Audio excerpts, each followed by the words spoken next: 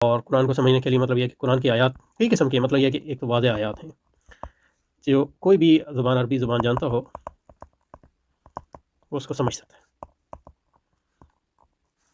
جیسے مطلب قل هو اللہ احد اللہ الصمد لم یلد ولم یولد ولم یکن له کفوا احد. کوئی بھی شخص جو ہے عربی زبان جانتا ہو یا اس کا ترجمہ جانتا ہو تو اس کے بنیادی معنی جو ہیں واضح ہیں، اس میں کوئی اشکال نہیں ہے. آج بھی ایک عام عرب اس کو سمجھ سکتا ہے.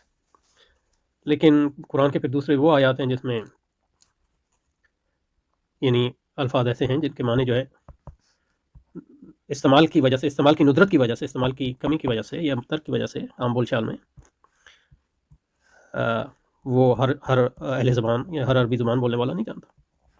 تو پھر اس کے لیے آپ کو غریب القرآن علماء لغت کی طرف جو ہے رجوع کرنا پڑے گا. تو ان آیات کا جو معنی ہے اور ترجمہ ہے وہ اپنے اس کے لیے آپ محتاج ہیں علماء لغت کے.